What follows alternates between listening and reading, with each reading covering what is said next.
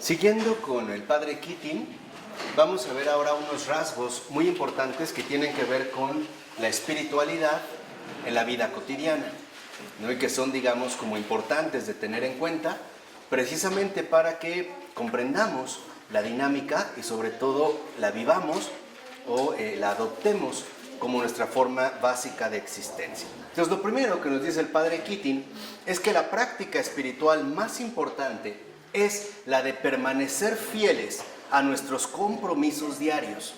Y esto es vital. O sea, cada uno de nosotros posee ya una serie de compromisos diarios que bien podríamos llamar nuestra rutina de vida, ¿no? Y esta rutina de vida está, digamos, precisamente configurada para que nosotros vayamos creciendo en la práctica de la vida espiritual.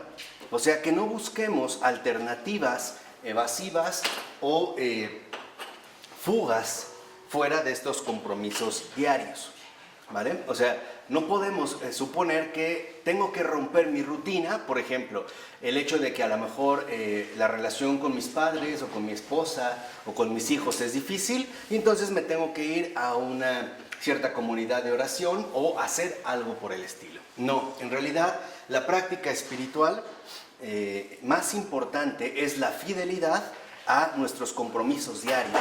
Ahí es donde justamente debemos crecer, porque es ahí donde se nos ha colocado como el medio a través del cual deberemos ir creciendo poco a poco, ¿no? Entonces, teniendo esto en cuenta, lo que vemos es que debemos de reconocer dos cosas. Primero, que nuestra condición humana, ciertamente, como dice el padre Keating, se asemeja a la costra de mugre que se puede adherir a una olla quemada, ¿no? O sea, nuestros hábitos equivocados de vida van formando pues, esta mugre, este cochambre, y no es fácil deshacernos de toda esta basura emocional, ¿no? Digamos, de nuestros hábitos emocionales con los cuales hemos aprendido a vivir.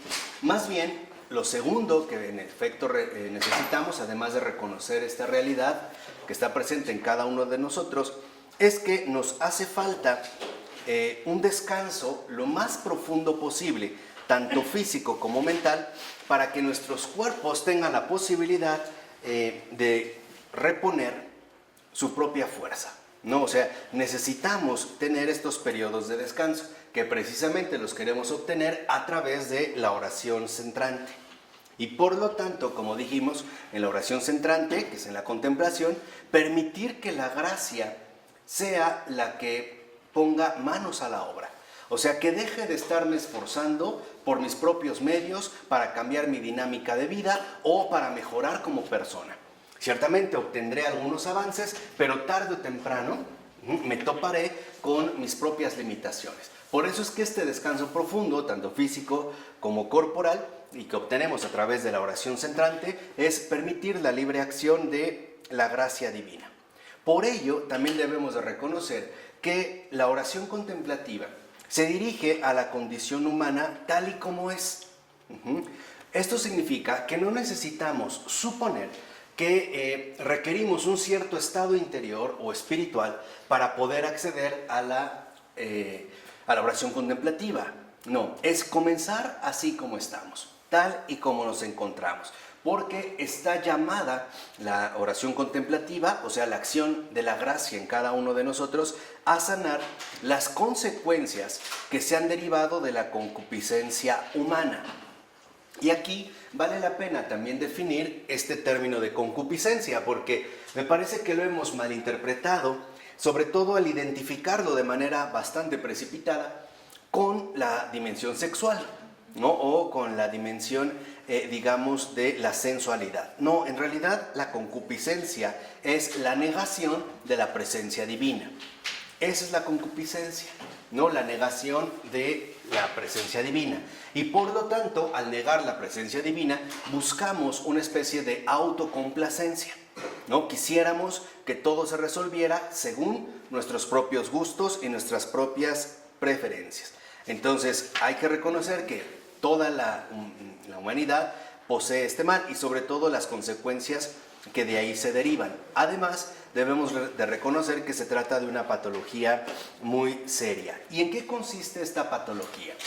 en que hemos llegado a la edad madura, o sea, hemos llegado a ser adultos sin haber experimentado de manera auténtica la intimidad con Dios. Esto es lo vital. O sea, hemos llegado ya a nuestra edad adulta sin haber experimentado esta intimidad con Dios. Y precisamente es debido a la falta de esta intimidad que nuestros frágiles egos buscan desesperadamente otros medios para solventar nuestras faltas y protegernos del dolor que produce el estar aislado tanto de Dios como del prójimo. De ahí pues que en la práctica espiritual sean vitales 4 aspectos. El primero es la soledad.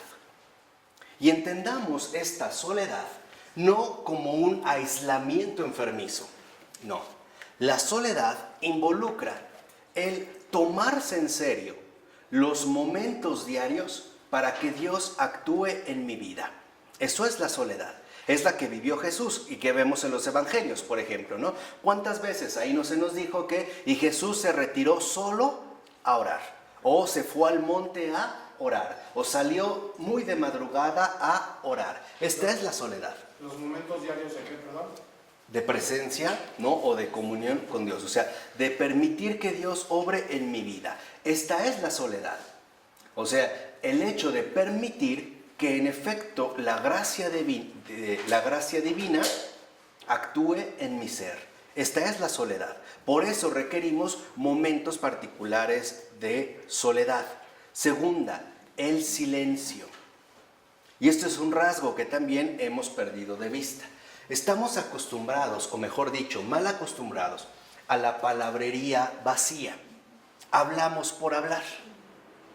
Hablamos de mil y un cosas y por lo tanto ya no estamos acostumbrados a mantenernos en un auténtico silencio. ¿Y por qué se requiere el silencio?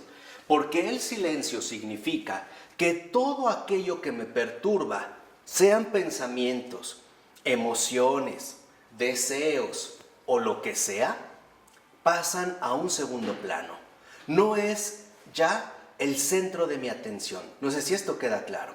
Sino que el silencio es escuchar continuamente el acompañamiento que Dios me hace de manera diaria. Esto es el silencio. Lo mismo que en este caso va junto con la soledad. Por eso es muy importante que seamos muy prudentes con el uso de la lengua. Que no estemos hablando por hablar, porque nos mal acostumbramos. Por ejemplo, hay personas que te pueden llamar por teléfono y te preguntan, ¿qué haces? Nada. Ah, ¿y qué me cuentas? No, pues nada. Ay, pero a ver, dime algo. Tal. Y entonces, esto da rienda suelta a la habladuría y al chismorreo. Porque por lo regular terminaremos hablando mal de alguien o de algo. Nos dirigiremos hacia la crítica. Así que aquí el consejo espiritual es muy concreto. Si no tenemos nada importante y esencial que decir, mejor no hablar. Esto es vital. O sea, tampoco se trata de que seamos cartujos, ¿verdad? Con un voto de silencio. No, esto es una distinción particular de ellos. Pero que sí seamos muy prudentes en el uso de la lengua, porque hasta el Señor nos dijo que daremos cuentas incluso de la palabra superflua. O sea, incluso de la palabra, ¿no?, que haya sido dicha así porque sí, sin una base. Tercero, se requiere una disciplina de oración. La disciplina de oración significa en hacer acto de presencia. Esto es orar. No significa que durante mi oración voy a alcanzar iluminaciones extraordinarias o revelaciones sobrenaturales. No. Disciplina de oración significa que yo la llevo a cabo, hago acto de presencia, pase o no pase nada. O sea, la disciplina de oración significa que yo lo hago por permitir que Dios se manifieste en mi vida, no buscando algo. No sé si esto queda claro, porque es muy importante. O sea, no busco para que me revele el futuro, para que me diga el número del billete de lotería ganador, o para... No, simplemente por hacer acto de presencia. Esto es la disciplina de oración. Y finalmente, la acción. ¿Por qué? Porque nuestra fe se debe traducir en obras. ¿Qué son las obras? la manera en la cual Dios da testimonio de lo que ha hecho en cada uno de nosotros. Por eso las obras son importantes. Por eso la fe sola está muerta, como decía el apóstol Santiago en su carta. Debemos de reconocer que esta es una secuencia muy fundamental y que, si lo ven, va en sentido totalmente opuesto a nuestra vida contemporánea. Por ejemplo, nuestra vida contemporánea es una vida que no propone la soledad, sino el continuo acompañamiento. De ahí pues que haya muchas personas que se han casado 1, 2, 3, 4 y van por el quinto. Y que incluso le tienen miedo a estar solos. Y de ahí también muchas mujeres que han tenido hijos por no quedarse solas. Y esto trae consecuencias nefastas. Segunda, va en contra del silencio porque hoy somos una cultura del ruido. Del ruido tanto externo como del ruido interno. El ruido externo de una ciudad o de una vida, digamos, contemporánea, donde los niveles auditivos de ruido son insoportables, pero sobre todo de ruidos interiores. ¿Cuáles son los ruidos interiores? Preocupaciones, molestias, temores, etc. Y díganme, ¿no es verdad que nuestra cultura contemporánea siempre quiere meternos disimuladamente este tipo de ruidos, sobre todo a través del miedo? Por ejemplo, el miedo a nuevas enfermedades, el miedo a ataques terroristas, el miedo a colapsos económicos, el miedo a enfermedades insospechadas, el miedo. Y esto de maneras muy sutiles. Por ejemplo, en un noticiero te dan tu buena dosis de veneno, ¿no? De preocupación. Después medio te relajan un poquito con la sección deportiva, después con una sección cómica, un video gracioso, un video viral, pero al final vuelven a darte un refuerzo de este miedo. Por ejemplo, tome sus precauciones porque va a llover. Cargue su paraguas porque puede correr el riesgo de lluvia. O sea, en pocas palabras, uno de los propósitos de la cultura actual es quitarnos la paz. Y eso es lo que no podemos permitir. Bajo ninguna manera, ¿eh? Bajo ninguna manera. De ahí vemos pues que entonces debemos de reconocer, como lo dijimos hace un momento, nuestra condición humana, tal y como es. ¿Por qué? Porque nuestros programas emocionales, el falso yo, se han originado a través de actos repetitivos. Así se originó. O sea, fue en base a una secuencia repetitiva. Por ejemplo, aprendí de niño que si a mí no me daban el globo que quería, lloraba. Y por lo tanto aprendí, ¿no?, al tener un poco de mayor de edad, que si no me compraban el auto que quería, lloraba. Y después, más adulto, empecé a seguir esta misma secuencia repetitiva. O sea, si A, entonces B. Ya, es como una estructura fija. Ahora, ¿qué la va a enmendar? También, a su vez, actos precisamente repetitivos. Por ejemplo, la disciplina de oración. Si en lugar, por ejemplo, si ya tengo muy arraigado en mí el hecho de que ante una circunstancia de la vida digo, como el Chapulín Colorado, ¿y ahora quién podrá ayudarme? ¿O qué voy a hacer? ¿O qué va a pasar? Si en lugar de eso cambio la programación y digo, Dios mío, ayúdame, o Jesús, en ti confío, o Ave María Purísima, etc., poco a poco iremos sustituyendo los actos repetitivos adquiridos por estos actos repetitivos sanadores. Por ello es fundamental que nos propongamos diariamente descubrir y desbaratar, desmantelar nuestros principales programas emocionales. Por ejemplo, descubrir de qué manera, por ejemplo, me altero con más frecuencia y qué es lo que lo disparó. Entonces, lo que tengo que tener en cuenta es que ante ciertas circunstancias reacciono de cierta manera. Por ejemplo, ante una discusión reacciono ya por la manera repetitiva con enojo o con tristeza o con molestia, etc. No, lo que les dije, si A, entonces B. Ese va a ser el resultado. Entonces, lo primero que tengo que poner es atención. Tenemos que tener mucha vigilancia. Estamos hablando de la vida espiritual en la vida cotidiana, ¿no? Entonces, debo de poner mucha atención a mis propias reacciones y darme cuenta qué los dispara y sobre todo, cómo es que yo reacciono. De tal forma que pueda descubrir el resorte o la secuencia que me lleva a vivir precisamente de esta manera. ¿Vale? Porque si no, da lo mismo. Por ejemplo, si en lugar de decir, como se utilizaría en el lenguaje lógico, si A, entonces B, y B es enojo, por ejemplo, entonces, si llueve, me enojo. Si mi novio llegó tarde, entonces me enojo. Si está lloviendo, entonces me enojo. Si hay sol, me enojo. Si hay tal, o sea, esta es la secuencia que debemos de romper. Y los pasos para poder romperla son 3. Primero, detectarlos. Detectar, ¿no?, mis secuencias de vida.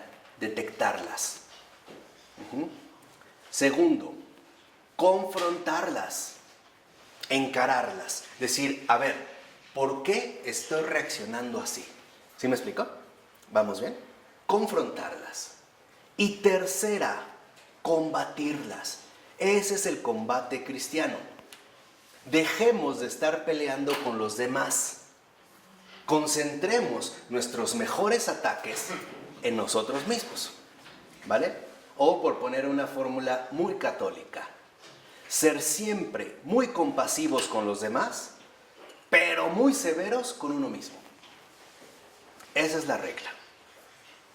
Esa, digamos, es justamente la regla. Regla que ya recomendaba San Anselmo, San Francisco de Sales, etc. Por eso les decía muy católica.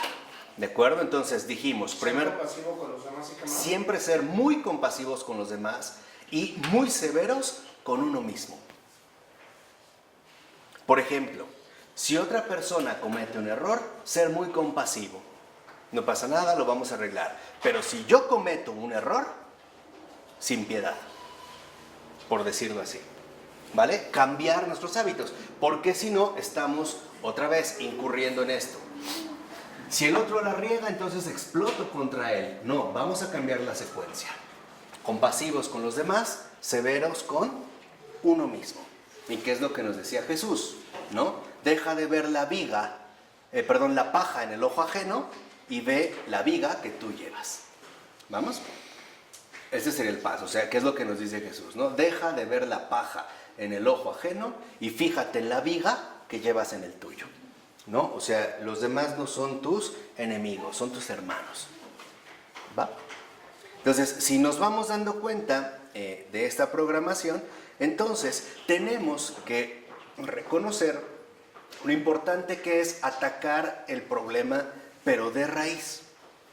Dijimos, detectándolo, confrontándolo, ¿y cuál fue la tercera? Combatiéndolo.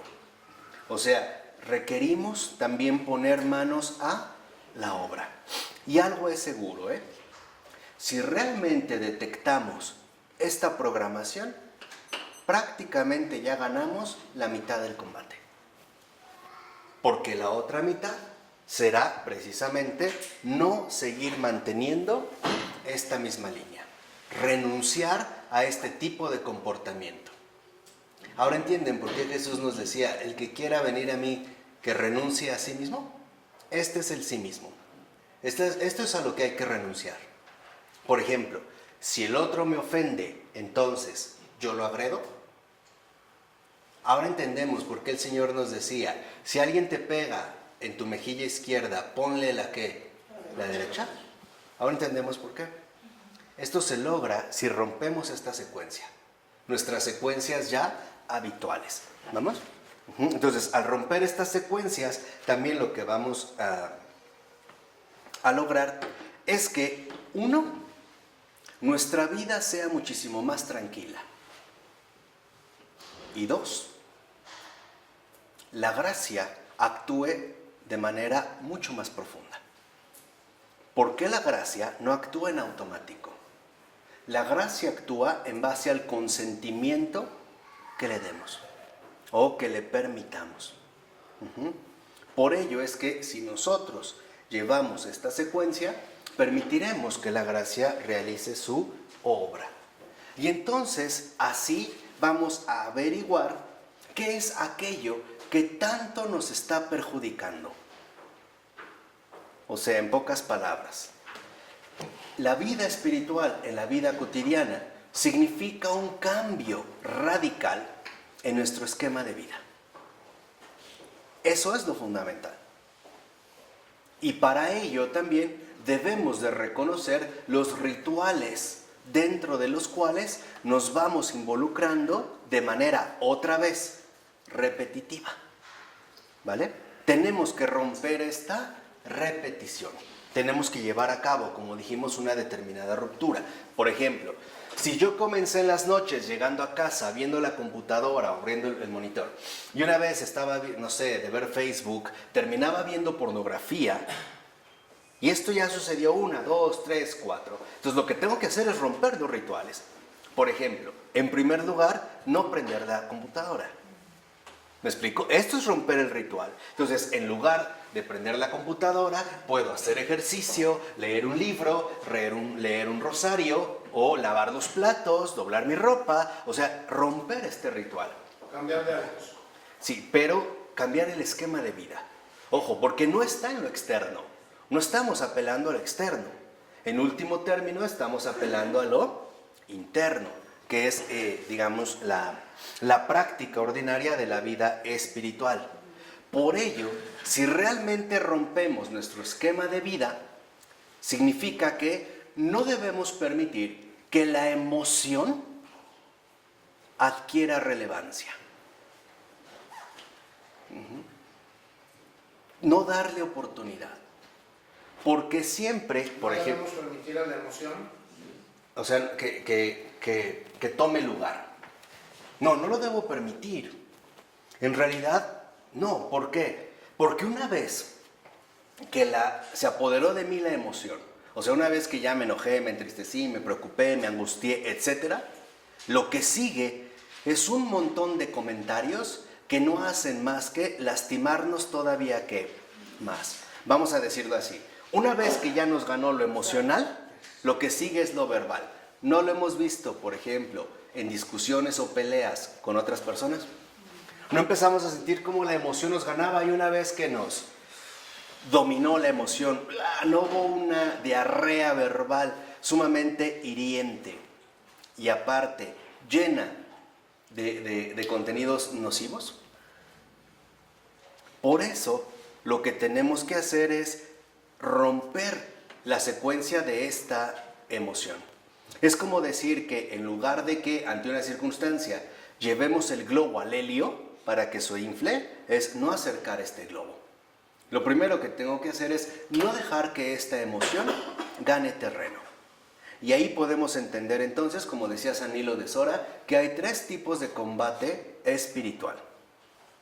El primero es aquel combate en el cual tenemos que luchar bastante. Por ejemplo, pongámoslo en el caso de una víbora.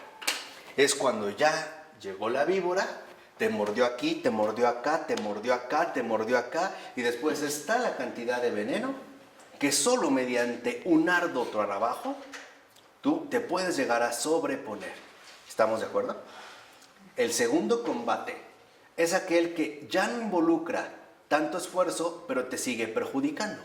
Por ejemplo, estabas medio alerta, pero la víbora te mordió por atrás, no la viste, pero en cuanto la viste, la aventaste, pero ya te mordió. Y el tercer tipo de combate es aquel el cual ya ni siquiera lo llevas a cabo. Por ejemplo, antes de que se acerque la víbora, tú ya la pisaste. Ni siquiera le das oportunidad a que se te acerque. Por eso es fundamental en la vida cotidiana que estemos alertas con respecto también a las emociones que vamos experimentando de manera diaria. Por ejemplo, si empiezo a sentir enojo o tristeza, confrontarla, no detectarla, confrontarla y combatirla diciéndole, ¿y tú de dónde vienes? ¿O a qué vienes? ¿Sí me explicó? Como confrontarla, o sea, como decir, ¿y tú a qué vienes? ¿Qué motivos auténticos hay para que esta emoción quiera, en este caso, dominarme. ¿De acuerdo? Y lo único es no permitir, o sea, no querer que esto realmente me gane. ¿Cómo lo puedo lograr? A través de la invocación. Por ejemplo, de inmediato, si yo siento que me estoy enojando, poniendo triste, desde ese momento, desde mi corazón, le suplico al Señor que no lo permita, que no me deje caer en tentación. Y eso lo decimos ordinariamente en el Padre Nuestro. No me dejes caer. O sea, suplico, en este caso, su ayuda. Por ello, debemos de reconocer cómo incluso las emociones que tanto nos afectan también producen sustancias químicas que el hígado puede tardar varias horas en desechar. No sé si les ha pasado que después de un coraje muy fuerte hasta se sienten mal. Y como que el cuerpo duele, mareados, débiles, puede dar diarrea o náusea, o etcétera, porque también se segregan, este tipo es una reacción, ¿no? Donde nuestro cuerpo también en este sentido está reaccionando. Por eso debemos entender que en nuestra vida cotidiana, por ejemplo, el momento adecuado para tomar decisiones es cuando estamos tranquilos, jamás cuando estamos alterados. Porque cuando estamos alterados vamos a tomar decisiones, o sea, vamos a hablar desde la emoción. Pero ¿qué pasa cuando esta emoción se fue? Reconocemos lo desproporcionado de nuestras palabras. No sé si te ha pasado que en un enojo has insultado fuertemente a otra persona. Y una vez que se te pasó el enojo, te arrepientes. Y dices, híjole, es que no era para tanto, ¿no? O me pasé, mira, estaba enojado. Bueno, no hay por qué llegar a eso. O sea, requeriríamos en todo caso como mayor atención. ¿Vale? ¿Queda claro este primer punto? Sí. El segundo es no temer a crecer. Crecer. Y eso es un factor fundamental en la vida de fe. O sea, si nosotros quisiéramos también como expresar un poco la dinámica de la fe, podríamos decir que la fe es crecimiento. No tener miedo en este caso a crecer. Por ejemplo, a veces tenemos que desligarnos de la identificación exagerada que hemos asumido con respecto a condicionamientos culturales hacia los cuales sentimos un profundo lazo de unión. ¿Un ejemplo? Lo que me han inculcado mis padres, por mencionar un caso muy concreto. O el grupo con el cual que me desenvuelvo, donde a mí me han dicho, bueno, las cosas se hacen así y con eso me quedé. O sea, el crecer involucra también el asumir de la mejor manera los sacrificios necesarios para llegar más lejos. Porque si no, nos quedaríamos de antemano ya sumamente limitados. No sé si me explico. O sea, a veces estos apegos lo que hacen es estorbar el proyecto de la gracia. Dentro de esta, digamos, el desligarse, es muy importante que no tengamos miedo a la liberación interior. Y esto, si lo ven, es también parte de lo que Jesús encarna cuando dice, se les había dicho, pero ahora yo les digo. No es que esté diciendo que el otro ya no vale. Lo que les está diciendo es que es momento de un mayor crecimiento. Y para ello necesitan dar un paso hacia el frente y no quedarse ya atrincherados en, digamos, como que los compromisos afectivos que se han estado estableciendo. Por eso la tradición es dinámica. O sea, entendamos ya que la tradición no es algo que ha quedado definitivamente fijado en el pasado. No, la tradición es un proyecto constructivo que va creciendo, se va corrigiendo, perfilando, mejorando, avanzando continuamente. ¿Por qué? Porque es una tradición viva. Entonces, no tengamos miedo a este tipo de crecimientos, ¿vale? En este sentido es lo que, por ejemplo, el Papa Francisco le decía a los jóvenes, ¿no? Hagan lío. Si hagan lío, salgan y hagan lío. Dice, a lo mejor les va a salir mal, pero van a ir aprendiendo. En base a ensayo, ¿qué? Y error. Porque a veces para nosotros, espiritualmente hablando, es muy seductora la tentación del atrincheramiento. O sea, mejor me quedo aquí, que ya conozco, que me ha funcionado, ¿no? Que tratar de dar un paso hacia adelante. Y si nos quedamos atrincherados, vamos a volver a los esquemas repetitivos de vida, que son justamente los que queremos cambiar, ¿no? Los que queremos mejorar.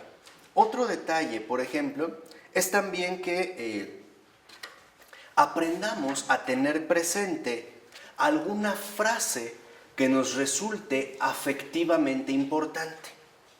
Obviamente tomada, ¿no?, de la Escritura. Puede ser un versículo. Por ejemplo, el Señor es mi pastor, nada me falta. ¿Ya? O puede ser, yo soy el principio, ¿no?, o el primero y el último. O la expresión de Tomás, ¿no?, Señor mío y Dios mío. O María sin pecado concebida. O sea, una de estas frases que nos ayude a nosotros precisamente a buscar romper con estos esquemas repetitivos de vida. Y en lugar de ir por este camino, que pueda yo, ¿no?, irme como entrenando o trabajando cada vez más en este cambio de vida que es lo que busco. De tal forma que si, por ejemplo, ante una situación nos preguntamos, ¿cómo es posible que esto me suceda a mí? ¿Por qué yo? ¿Por qué siempre me pasa esto? ¿No? ¿Qué cruel es la humanidad conmigo? ¿O qué malos padres he tenido? Yo no sirvo para nada, etcétera. Utilicemos esta frase. Acuérdense, estamos ya arraigados en un esquema repetitivo de vida. Entonces, para ello, lo que necesitamos precisamente es también asumir un nuevo esquema repetitivo, un nuevo esquema de aprendizaje. En pocas palabras, en lugar quizá de quejarme o de utilizar mi expresión acostumbrada, cambio, por ejemplo, ¿no?, Uta. Entonces, en lugar de decir Uta, ¿por qué no mejor digo bendito es el Señor? ¿No? O sea, de aquí lo que vamos a ir haciendo es rompiendo nuestros esquemas para alcanzar precisamente el nivel de espiritualidad hacia el que queremos llegar. De tal forma que entonces no temamos ser libres. No le tengamos miedo a la libertad, porque la libertad siempre involucra acceder a terrenos desconocidos y eso nos da temor. Siempre, ¿no? Para nosotros es muy cómodo, la verdad, quedarnos ya en los terrenos conocidos, pero en la vida espiritual esto no es aceptable. ¿Por qué? Porque en la vida espiritual estamos llamados a recorrer un crecimiento paulatino que involucra ir dejando muchas cosas atrás. ¿Para qué? Para que alcancemos la verdadera ligereza del espíritu. ¿Sí me explico? Y no tener, digamos, como tantas cargas pesadas. Es como ocurría a lo mejor siglo XVII y XVIII, donde se dio un auge importante del comercio marítimo. Si un barco corría el riesgo de hundirse, ¿qué era lo primero que se hacía? ¿Sí saben? Exacto, tirar cosas. ¿Qué era lo primero que tiraban? Lo más pesado. Lo más pesado. Eso es lo que tenemos que tirar nosotros, lo más pesado. ¿Y qué es lo más pesado en nosotros? O sea, las rutinas equivocadas de vida. Eso es lo más pesado. Porque eso es lo que hemos ido arrastrando a lo largo de tantos, ¿qué?, años. A lo largo de tantos años. Por eso les decía, o sea, la vida espiritual no es una cuestión mágica. No, se remite a la vida humana tal y como es. Una vida humana que también requiere aprendizaje, que requiere crecimiento, que requiere conducción, acompañamiento, etc. Entonces, estas repeticiones que no nos sirven para nada, lo mejor es echarlas fuera, ¿no? Y buscar precisamente siempre lo nuevo, ¿no? Digamos en este caso, lo nuevo, en este sentido. De tal forma que en este sentido también veremos de cierta manera cómo es importante revisar nuestras costumbres habituales de vida. Por ejemplo, no sé, hay gente que conozco que me dice, es que a mí siempre, fíjense, ahí se ve la repetición, ¿no? No es que a mí siempre que alguien me habla mal, me pongo a llorar. No es porque lo agredan, es porque ese es su esquema. No sé si me explico. No es porque lo agredan, no es la agresión lo que le afecta. Lo que le afecta es la programación en la cual ya está instalado. Porque esto es una programación, o sea, es un esquema repetitivo. Por eso las computadoras funcionan muy bien, porque son pura ¿qué? Programación, por eso funcionan muy bien. Sí, pero nosotros no somos computadoras, somos realidades vivas, sumamente complejas, pero no vivimos en base a una programación. Entonces, aquí es cuando debemos entender cómo hay muchas circunstancias en nuestra vida que realmente no nos afectan, pero que nosotros las vivimos bajo la misma programación establecida. O hay gente que incluso me llega a decir, ¿no? Híjole, es que cada vez que amanece nublado, yo me pongo triste. ¿Ya? Pues esa es su programación. Ah, nublado, tristeza. Ya, en automático. Entonces, nuestra programación se transforma en una automatización. ¿Y qué es el crecimiento? Lo contrario a la programación, es vivificación.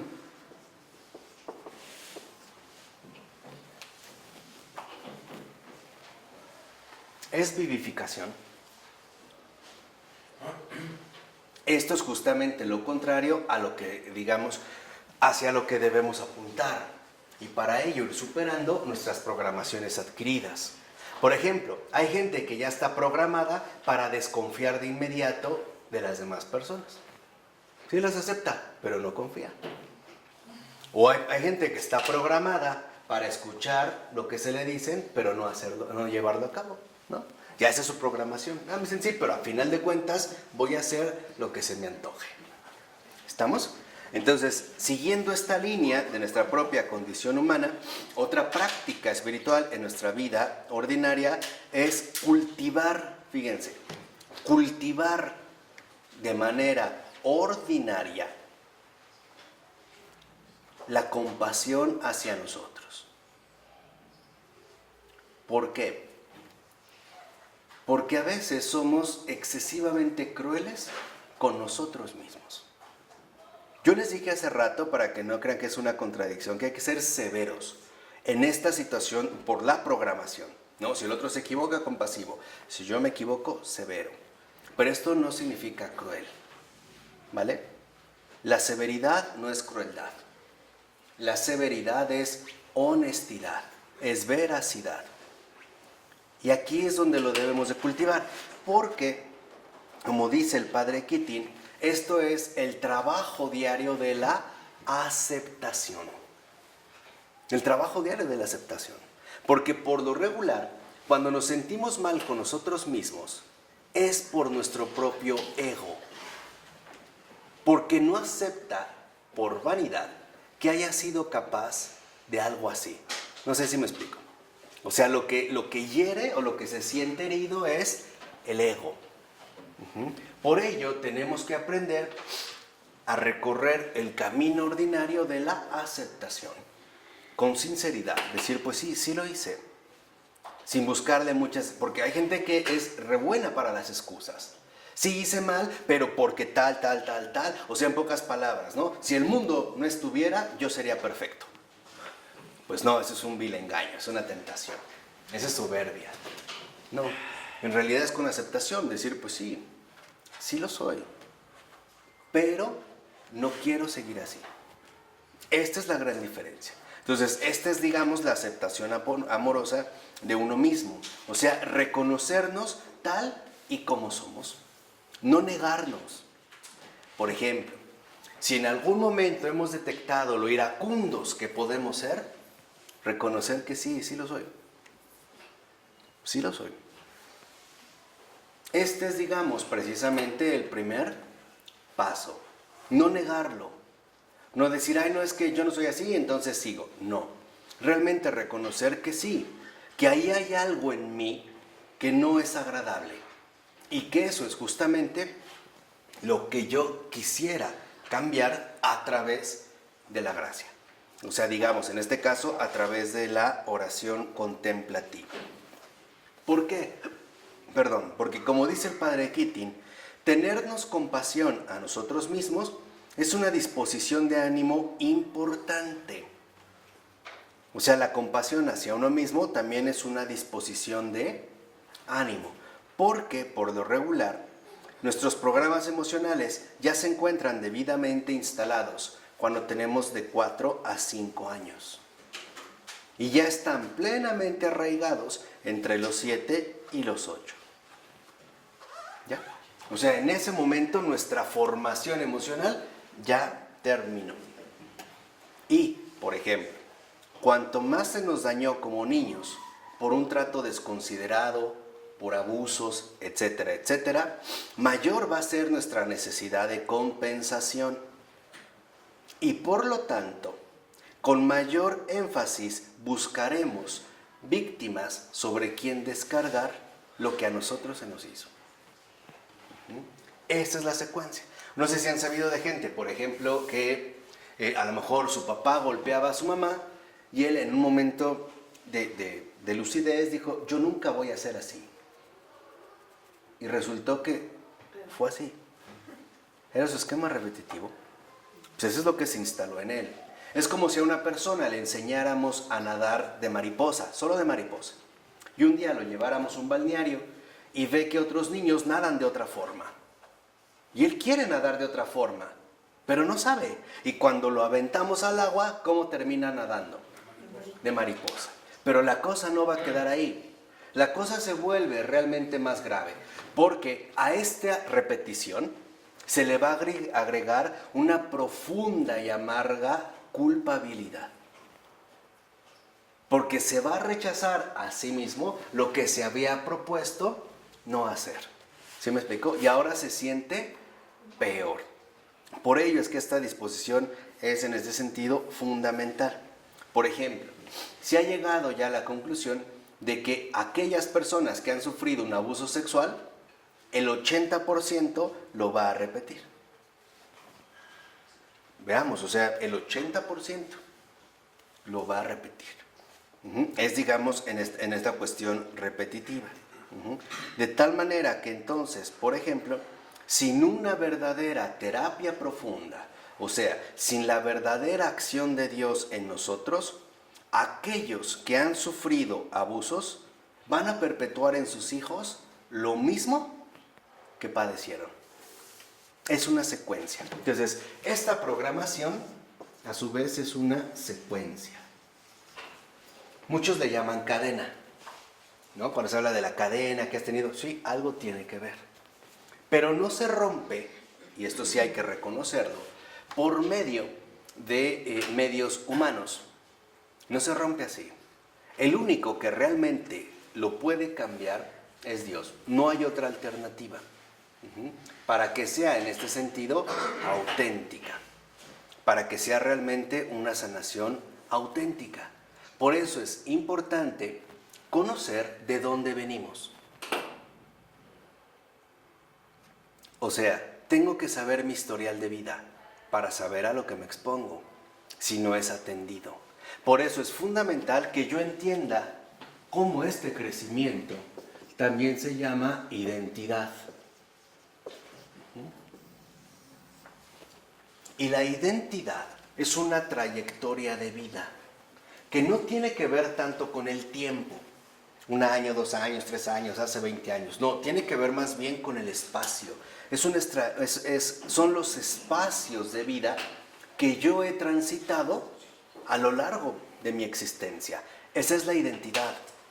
Por eso en la identidad es fundamental entender mi secuencia temporal.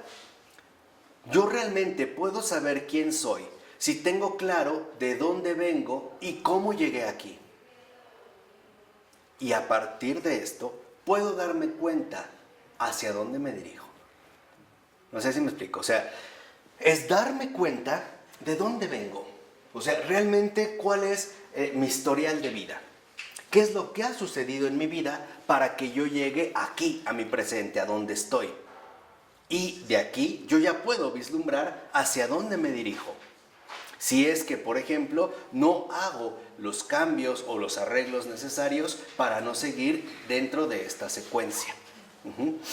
Por ejemplo, hay personas que atravesaron una situación difícil en sus vidas, la dejaron pasar, dijeron no pasó nada, pero sí pasó. Acuérdense que Pavel Florensky nos dijo que el pasado no pasa del todo, algo queda, ¿no? Entonces, algo quedó. Y este algo es lo que va a afectar en su vida presente. Y por lo tanto podemos ya prever, o sea, podemos darnos cuenta de qué va a seguir. Porque esa, en último término, es justo su qué, su secuencia. Por ejemplo, si una persona ha sufrido mucho maltrato psicológico, emocional, sexual, en su niñez, es claro que ya viene de un lugar. Y este lugar repercute en la manera en la cual está viviendo su vida presente. Y ya se puede prever cuáles serían sus reacciones o actitudes en situaciones que futuras. Por ejemplo, es cuando ya de una persona le dices, no, ni le digas nada porque se pone bien loco. Ya, o sea, ya se descubrió su secuencia. Esta es literalmente su línea de vida, una línea rígida de vida. Por eso en la cruz, se recordarán que yo les dije que la vivificación es que ante nuestro recorrido vital, el Señor interviene en algún punto concreto de nuestra existencia. Y entonces nuestra vida se vuelve en una vida crucial. La cruz entra a formar parte de toda nuestra estructura ontológica. O sea, es solo esta crucificación lo que verdaderamente produce un cambio ontológico. Lo que realmente tiene como resultado un cambio de ser auténtico. De hecho, esta es la conversión. Ustedes pregúntenle a cualquiera cómo eran antes de su conversión. Y van a ver que hubo un cambio de ser radical, total, ¿no? Por ejemplo, San Pablo, pero en general todos los conversos. Entonces, esto es vital para que entendamos que la identidad tiene que ver con la orientación. Una persona que tiene crisis de identidad es porque está desorientado, no sabe a dónde va. ¿Y por qué? Porque no sabe de dónde viene. Es como después de una borrachera que los despiertan y se preguntan, no, antes, ¿cómo llegué aquí? ¿Qué pasó? ¿Quién me trajo? ¿Cómo llegué? ¿Qué pasó? Y empezamos a preguntar. ¿Y esto qué nos genera? Angustia, exacto. La crisis de identidad es no saber de dónde vengo. Y por lo tanto, no saber a dónde voy. Esa es la identidad. Entonces, la vivificación, la fe, es orientación. A ver, si yo vengo de una familia donde abundan los gritos, los maltratos, etcétera, pues quiere decir que yo ya he adquirido patrones que se convertirán en mi secuencia de vida. Yo ya estoy programado para actuar de esa manera. Ya estoy programado. Entonces, ¿cómo se va a vencer esta programación? A través de la vida espiritual, a través de la auténtica vida de oración. De tal manera que yo percibo un crecimiento que me orienta por completo en mi realidad auténtica de vida. Porque a la luz de la fe entendemos que esta orientación me permite darme cuenta que no todo está perdido. Que esta programación no es literalmente lo que me define. O sea, que aunque yo haya vivido de cierta forma toda mi vida, no significa que eso soy. Que sí hay siempre la posibilidad de ¿qué? De cambiar. Y a esto se le llama vida nueva. Esa es la vida nueva de Cristo. Ese es el Evangelio de Cristo. Esa es la buena nueva. Aunque tú hayas vivido de cierta manera toda tu vida, no estás condenado a vivir de ese ¿qué? Modo. Hay una vida nueva. Siempre hay, digamos, una esperanza. Exacto. De hecho, el crecimiento es buscar la perfección. Y esta búsqueda de la perfección es el arte de vivir, es de vivir bien. Sí. Entonces, tiene mucho crecimiento, tiene una belleza increíble en la vida. Claro. Es el arte de vivir, Claro. de saber vivir. Pero duele, Sí, cuesta, cuesta. pero bonito. Ah, sí, claro. Cuesta y bonito. Pero hay que decir que duele. ¿Por qué duele? Porque nos damos cuenta que a pesar de que estábamos en lo correcto, hay algo mejor todavía. Y mucho. Y mucho. Entonces, esto es dar como un paso más. No sé si me explico, ¿no? Y ahí es empezar a darte cuenta cuando el falso yo te reclama, decir, oye, pero lo que has hecho valía la pena, o tanto te esforzaste para dejarlo así y seguir adelante. O sea, esto es lo importante. Y duele porque es realmente una transformación de lo que somos. O sea, es, digamos, en este sentido, un acontecimiento auténtico de transformación. Por ello también debemos darnos cuenta, por ejemplo, que cuando hemos causado un verdadero daño a nuestros padres, a nuestros hijos, a gente que amamos, ¿no?, nos puede abrumar un sentimiento de malestar, ¿no? Y en este sentido dice, ese es el momento de decir, sí, lo acepto todo, lo acepto. O sea, no voy a decir que no pasó, no, sí pasó. Y con todo el dolor de mi corazón, lo acepto.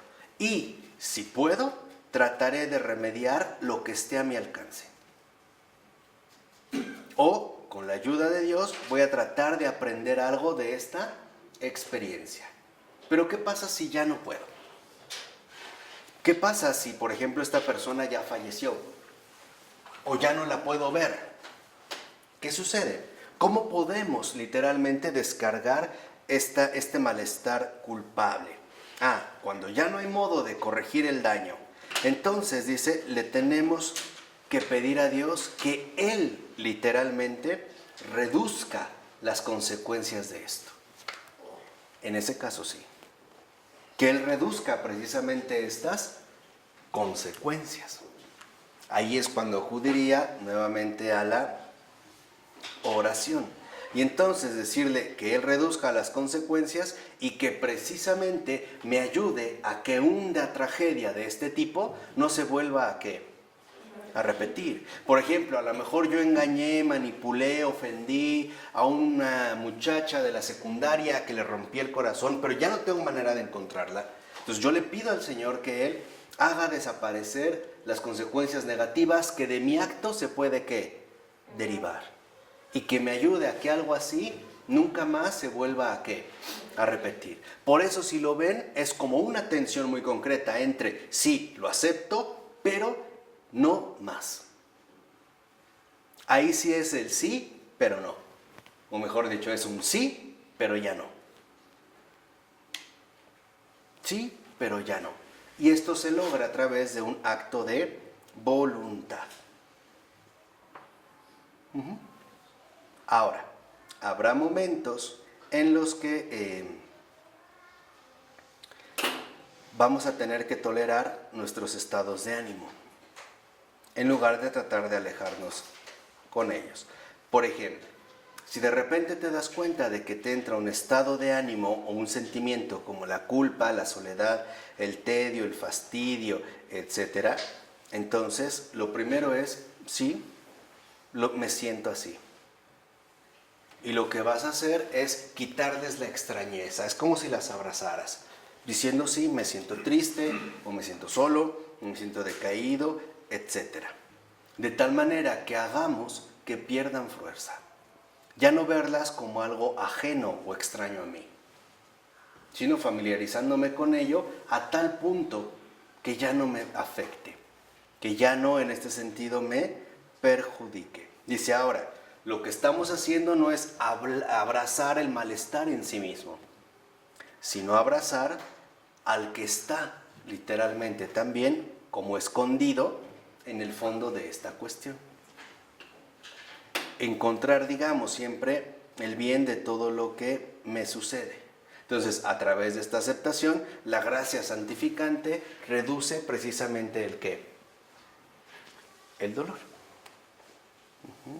No era, digamos, lo que nosotros ciertamente pensamos. Por eso dice muchas veces, aceptar la compañía de nuestros sentimientos es la forma más rápida de librarnos de ellos. Ya, sí estoy triste, perfecto, sigo en lo que estoy. Y ya, y en efecto, desaparece. ¿Sí? O sea, como que aceptarlo, aquí está ella. O sea, no darle como cabida a que crezca o se quiera como solemnizar. Por ello dice, podemos encontrar muchos tipos de ayuda, pero debemos aspirar a la curación radical. Y la curación radical comienza por aceptar la situación. Porque en esta situación, de una o de otra manera, Dios está presente. Aunque no lo podamos ver de manera clara o inmediata. ¿Vamos? Por ello, fíjense, ya casi para terminar, vemos que cuando nosotros, por ejemplo, aceptamos esta situación y ya no le damos mayor relevancia, como dice el padre Keating, el diablo cae muerto. Porque el diablo y su perversa influencia existen y se desarrollan solo cuando nosotros rehusamos amar. Y por ejemplo, cuando nos negamos a perdonar. Entonces también es importante estar al pendiente de nuestro propio estado de ánimo.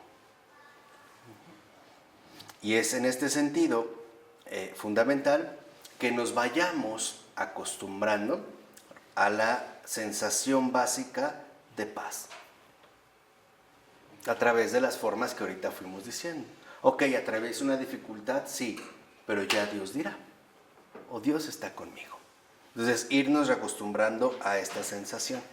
De tal manera que entonces tenemos 3 maneras para terminar de acostumbrarnos a esta sensación básica de paz. La primera, depositar todos los pensamientos o sentimientos perturbadores que haya en nuestro corazón.